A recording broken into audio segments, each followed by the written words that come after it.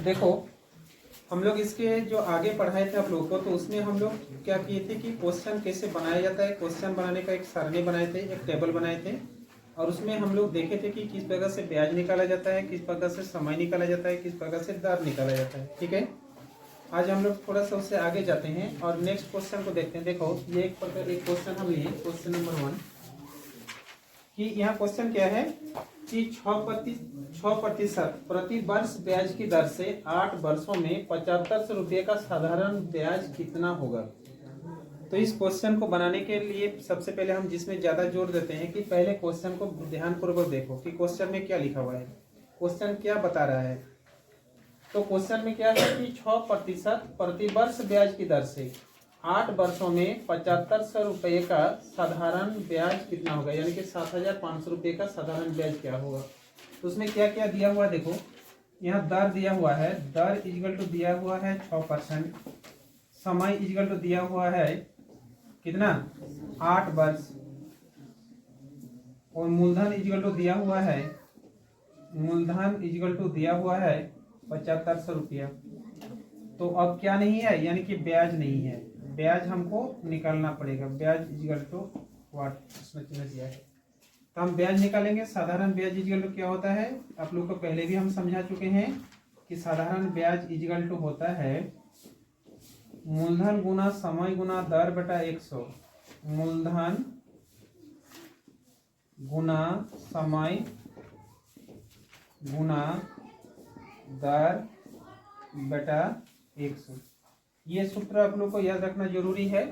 अब मूलधन कितना है, देखो मूलधन है 7500, तो यहाँ हम लिख दिए 7500, गुना समय कितना है 8 वर्ष, हम यहाँ 8 वर्ष लिख दिए, दर कितना है 6%, तो 6% लिख दिए बटे 100। ये 2 शून्य कट गया, ये 2 शून्य कट गया। अब क्या करेंगे, हम इसको गुना कर देते हैं। देखो 75 को 8 से गुना करते हैं कितना हो जाता है, 5 8 40 शून्य, 4 7 8 56 60, 600 को 6 से गुना करते हैं 3600 हो जाता है। तो कितना हो गया इसका 3600 रुपये इसका ब्याज निकल गया। कितना निकल गया, क्या बता रहा है यहाँ, ब्याज ही निकालने के लिए हम लोग को बोला है, इसलिए यही पर आंसर हो जाएगा। समझ में आ गया ना, तो 3600 रुपया क्या हो जाएगा, आंसर हो जाएगा। ठीक है, अब नेक्स्ट क्वेश्चन जाएंगे। काटो बाबू इसको, क्या बात है रे। देखो इससे हम लोग और आगे जाते हैं। अब नेक्स्ट क्वेश्चन देखते हैं कि नेक्स्ट क्वेश्चन में थोड़ा सा हम लोग अलग किस्म का लिए हैं। अलग किस्म क्या लिए हैं, हम लोग 9 महीना का साधारण ब्याज ज्ञात करना है। क्वेश्चन को पढ़ते हैं। देखो कि 10,000 रुपये का 6% वार्षिक दर से, वार्षिक दर माना होता है साल के अंत में, तो यहाँ तो 9 महीना है, साल तो नहीं है। तो अब हम इसको कैसे बनाएंगे, तो सबसे पहले जो समय है 9 महीना, तो उसको हम लोग क्या करेंगे, वर्ष में बदलेंगे। तो माह को वर्ष में बदलने के लिए क्या करना पड़ता है, उसको 12 से भागा देना पड़ता है। क्यों, क्योंकि एक साल में 12 महीना होता है। एक साल में कितना महीना होता है, 12 महीना होता है। समझ में गया ना। तो सबसे पहले हम लोग लेते हैं यहाँ मूलधन। सबसे पहले हम लोग क्या लेंगे, मूलधन। तो मूलधन इक्वल टू क्या है, 10,000 रुपया है।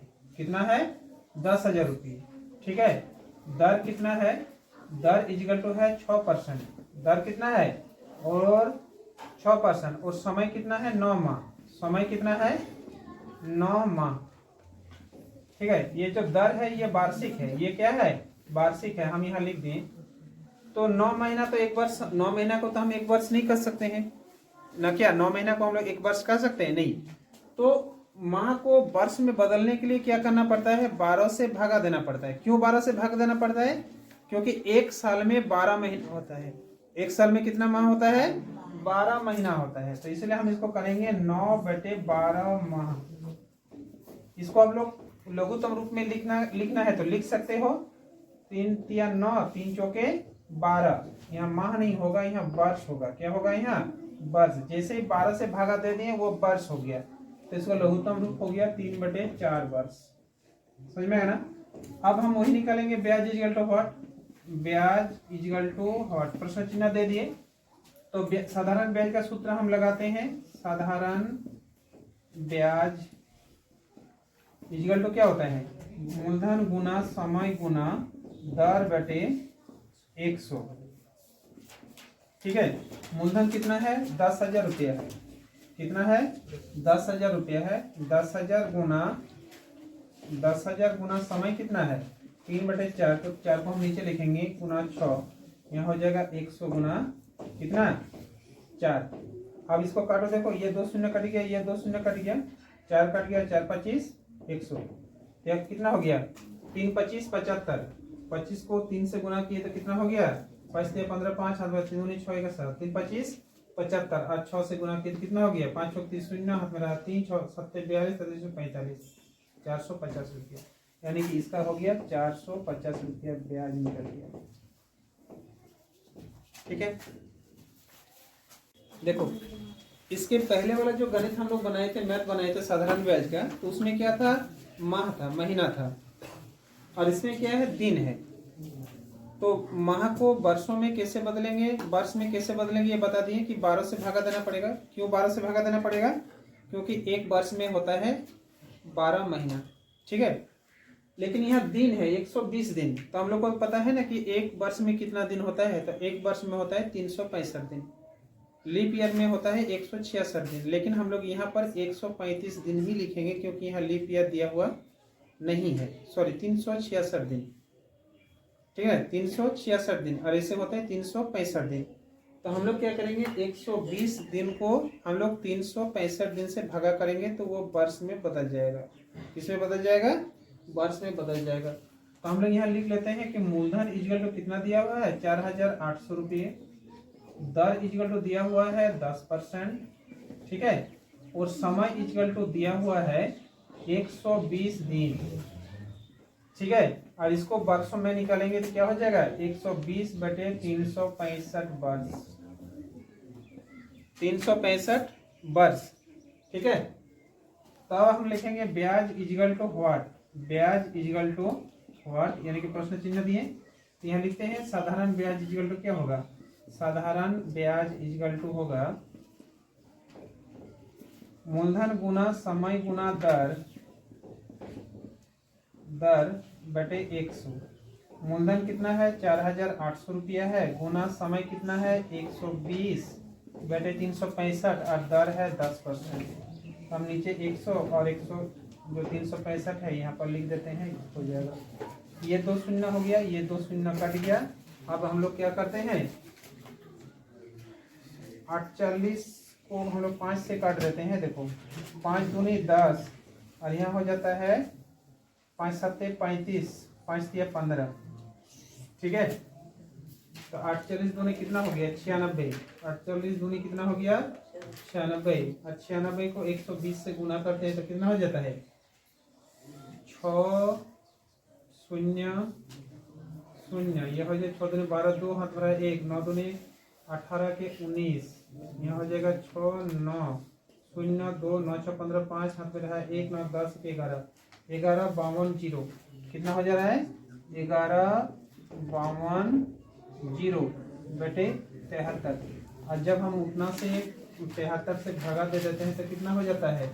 197.8, यानी कि 157.8 जीरो लगा देते हैं रुपये। ठीक है, चलो इसका आंसर हो गया है।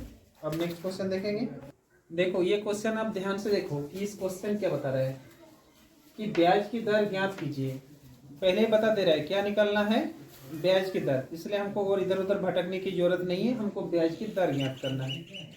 अब देखेंगे इस क्वेश्चन में क्या क्या दिया हुआ है। 100 रुपये की राशि यानी कि मूलधन दिया हुआ है 100 रुपया। 10 वर्ष की अवधि में यानी कि समय दिया हुआ है 10 वर्ष। 200 रुपया हो जाएगी, यानी कि ये मिश्र धन है। ये क्या है? मिश्र धन है। समझ में आ गया ना? तो सबसे पहले हम लोग देख लेते हैं कि यहाँ दिया हुआ क्या है। यहाँ दिया हुआ है मूलधन। यहाँ क्या दिया हुआ है? मूलधन इक्वल टू 100 रुपये। समय दिया हुआ है 10 वर्ष। समय इक्वल टू कितना दिया हुआ है? 10 वर्ष। और मिश्रधन दिया हुआ है। मिश्रधन कितना दिया हुआ है? मिश्रधन इक्वल टू है 200 रुपये। तो इसलिए ब्याज इक्वल टू क्या होता है? ब्याज इक्वल टू होता है मिश्रधन माइनस मूलधन। क्या होता है?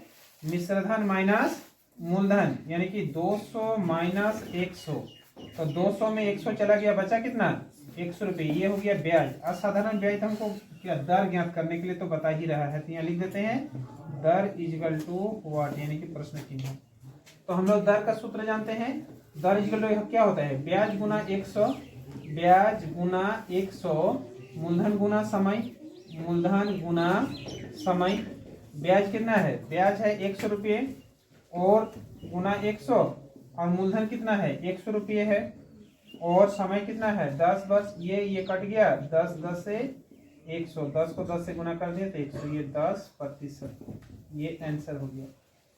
ठीक है, ठीक है। आज हम लोग कुछ प्रश्नों का हल किए, आगे चल के हम लोग और इस प्रकार से क्वेश्चन देखेंगे और थोड़ा सा कठिन प्रश्नों की ओर जाएंगे।